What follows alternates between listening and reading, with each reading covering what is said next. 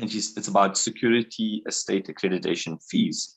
She says, security estate accreditation fees are still being charged by the estate management, from which, or from what I understand, with Caroline, is specifically prohibited under the PPA. Could you please provide the specific section of the PPA if this is indeed prohibited? So it's a very specific question, and I'm throwing it out there. Guys, please, whoever wants to grab it, while Cilna is smiling at all of us, please. Any idea, Bruno? Unfortunately, as all of us sit here, we're sitting in the predicament where all attorneys are coming to grips with the PPA, with the Act, with the sections, and as smart as we all are, unfortunately, very few of us have photographic memories to be able to pull out sections without having practiced under the Act for a long period. Yeah, absolutely. Unless your Googling skills are fantastic. Which they are, actually, I'll have you know, but unfortunately my PPAs on PDF, so it has nothing to do with Google. So security accreditation fees, if I understand the question, this is when security companies, if I'm not mistaken, like your ADTs and whatever, the Chubbs, or I don't even think they're around anymore, they probably pay to trade within their state, right? So they pay some kind of fee back to their state for trading purposes.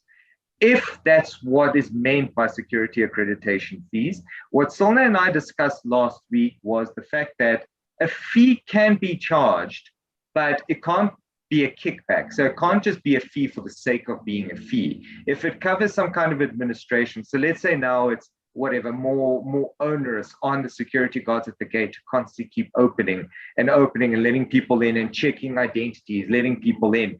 If there's some kind of reason for doing it, like let's say to prevent future crime, now you need to make sure that you've got cameras, because now you need to assess that these guys aren't imposters, and you need to verify their identity, and you need to ask them for documentation beforehand, or whatever the case is. That's the only logic behind asking for a fee. And like Nick said, I don't have the specific section. All I know is that there's limitations on service providers being the only service providers. So some kind of, like an exclusive monopoly of service providers, number one. And number two, the allowance of money being paid back by service providers for that exclusivity or some form of exclusivity. So it's prohibited, don't have the section.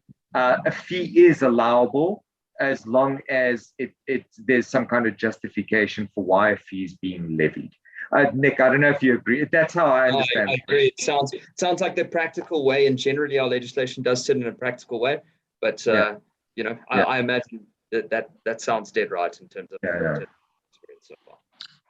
Thanks, Bruno. Thanks, Nick. And I think to our viewer Caroline as well, I would urge you please to get in touch with SSLR or with Bruno Simao.